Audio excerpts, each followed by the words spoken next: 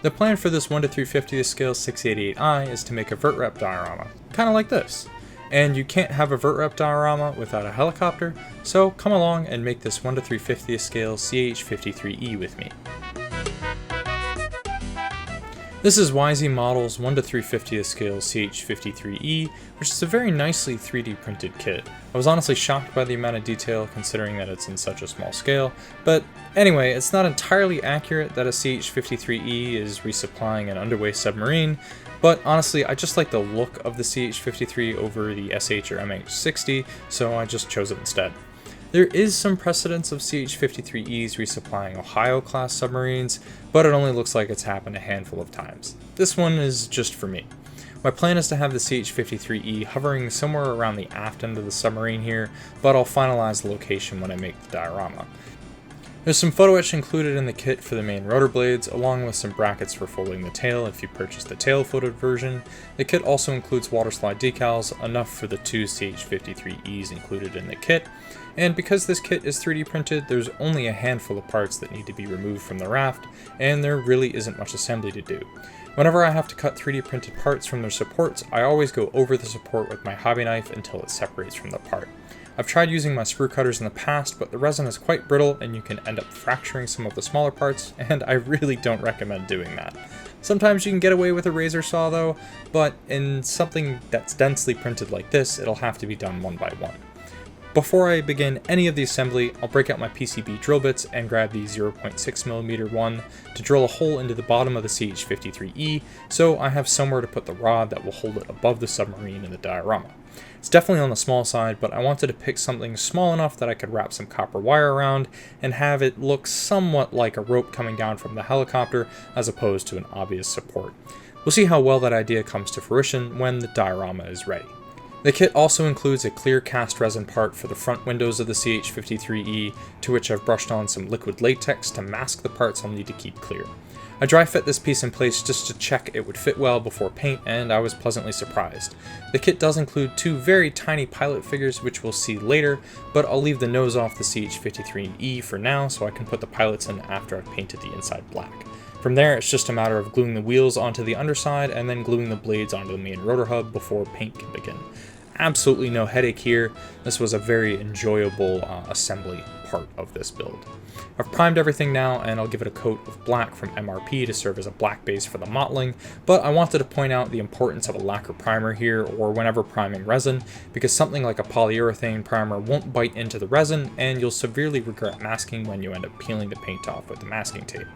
Before I can put the base coat on, I need to put the nose in, and because a hovering ghost helicopter would be very weird for this diorama, I need to paint these very small pilots first.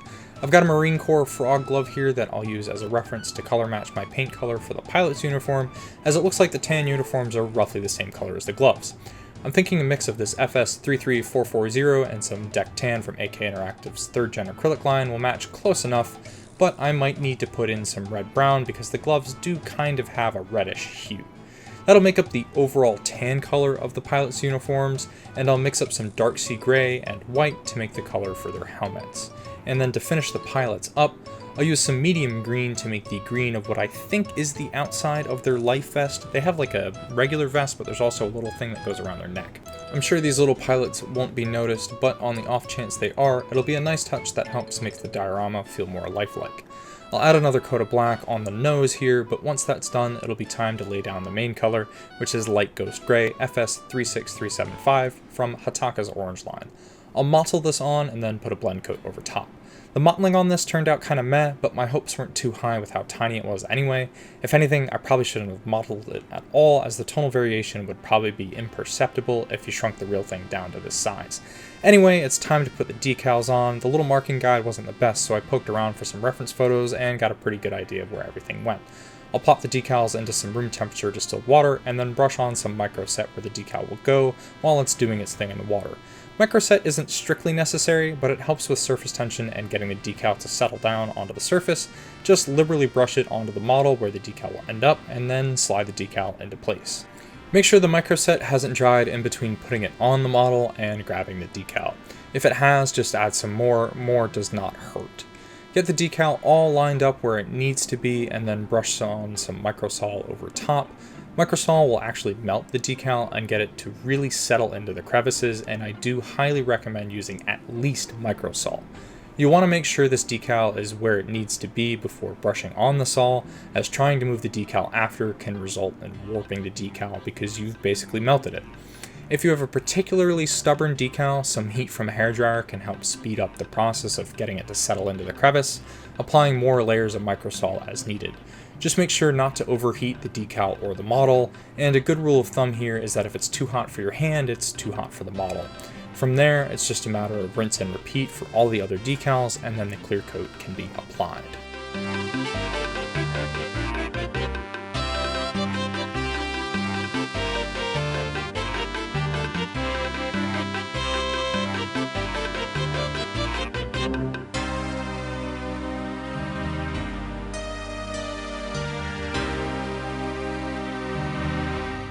And with everything painted and all the decals on, I'll spray some MRP Super Clear Matte over top, and there's a few little spots that I'll do final painting on by hand to get the CH-53E ready for weathering.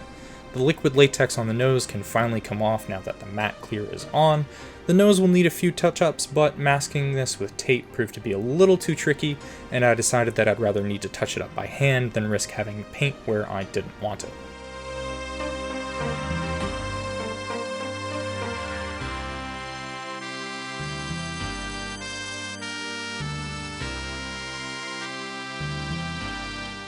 Even though the touch-ups were a little finicky, I'm definitely glad this kit included a clear front for the windows, as a lot of the 1/350th helicopters I saw just had some blue windows. Not that you can really see all that much inside, but whatever. I'll paint the turbine exhaust with some jet exhaust burnt iron from Ammo by MiG, and then add some black to the inside of the exhaust to emulate that soot buildup. I don't often brush paint, but when it's something like this, it's infinitely easier to paint the exhaust by hand, rather than trying to mask the area and paint it with my airbrush. It's all personal preference at the end of the day, but I think this is much easier. With the little touch-ups done, it's time to move on to weathering, and the CH-53s are often quite dirty, so there's lots of options for weathering here. I definitely want to capture the soot buildup that's very apparent on the fuselage from that third turbine, along with the soot that builds up on the external fuel tanks. Outside of that, I'll leave it relatively clean, as I feel like a wash would be too harsh on something this small, and the black basing combined with the mottling gives enough contrast around the small details to highlight them. For the filth on the underside, I'll use a combination of Starship Bay sludge and Starship filth. These will get sponged onto the underside of the CH-53E using some small pieces of cut polyurethane foam. I'll put some of the paint into a well and work out of that instead of working from the bottle, and I'll grab a pair of tweezers to hold the sponge. Using a sponge for this process adds some random variation to help the effect better imitate life, and we can vary how much white spirit is on the brush during the blending process to change how the effect is used. If you want the effect to be more pronounced and more like dirt buildup, use less white spirit, and if you want the oil to act more like a filter and just kind of change the color, use more. I use a different sponge for each color and then sponge the color onto the underside of the helicopter and blend them together on the surface of the model. Blending on the surface instead of layering gives a smoother transition from one color to the next and makes it more interesting than just outright mixing the two colors. I've gotten a little heavier than I initially wanted to here, but that's alright because I'm using oils and oils have a long working time. If you're not happy with the result, you can just completely remove the paint. I'll blend the oil into the surface using a number 1 round brush, just ever so slightly damp with white spirits using a stippling motion. Like I mentioned earlier, the drier the brush, the more concentrated the effect. You can also mix and match like I did here by blending the colors together using a nearly dry brush and then lightening the overall effect by using a wetter brush to remove some of the oil paint and make the effect more transparent on the underside of the helicopter.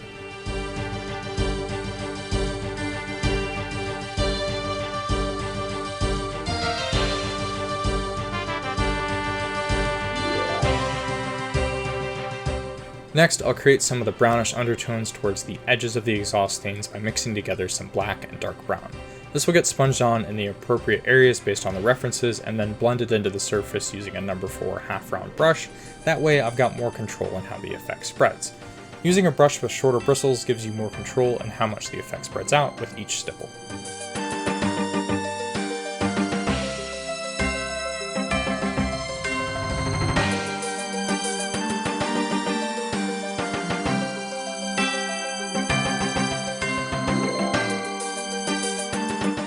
Once I've got that first color down, I'll apply some black to a piece of cardboard to suck out the linseed oil and concentrate the paint.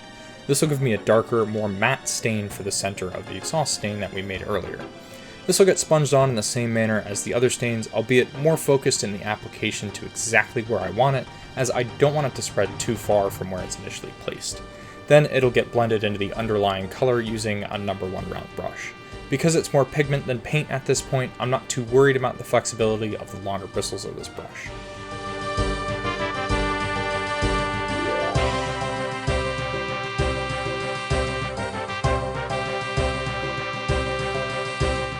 For the finishing touches, I'll create some streaks using the same black and dark brown mix I made earlier to emulate this reference photo. I'll dot a little bit of paint from where I want the streak to begin onto the surface of the model, and then I'll come back with some white spirits on the brush and drag it out from the edge of that dot in the direction that I want the streak to go in order to create the streak itself. This is probably my favorite way to make individual streaks like this, as you have a lot of control in the size and opacity of the streak using this technique. Just make sure that if you're doing it over other layers of oil paint, that you've left the previous layers to dry for 2 or 3 days so you don't end up removing those first layers. For a more opaque streak, use a dryer brush and drag the paint out from the dot, but if you want something that fades as it moves away from the start, use a damp brush. And then, as a third option, if you want to make the streak faint in its appearance, drag it out without much white spirit on your brush, and then come back with a fairly wet brush and tap the streak. This will cause the streak to blend out from the center, dragging the paint into a natural gradient. With the weathering done, the rotors can finally be glued in place and we can call this model finished. Normally I just glue resin together with super glue, but because this model is so tiny and there really isn't much distance from the main rotor to the glass, I'll reach for Ammo by MIG's Ultra Glue to glue the rotors on. This way I don't need to worry about the super glue fumes fogging up the clear resin, and this Ultra Glue is basically just acrylic resin and it dries nice and clear. I use a disposable brush here, but you can just use a regular brush and clean it very thoroughly with water afterwards. I'll start with the tail rotor first so I don't have to work around that large main rotor.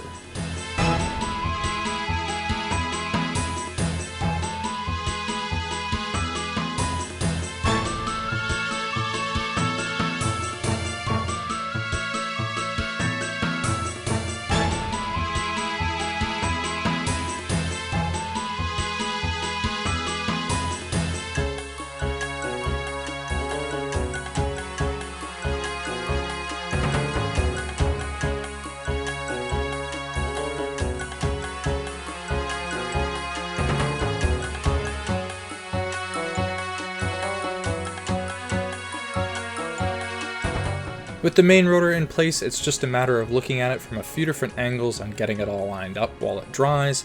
That's it for this very small CH-53E, and now normally I'd do a little finished build showcase at the end of the video, but because it's so absolutely tiny and I cannot zoom in any more with the lens I have on my camera, some finished photos will have to do instead. I hope you enjoyed watching this as much as I enjoyed building this tiny little helicopter, and don't forget to subscribe, that way you don't miss out on seeing the final VERTREP Diorama all said and done.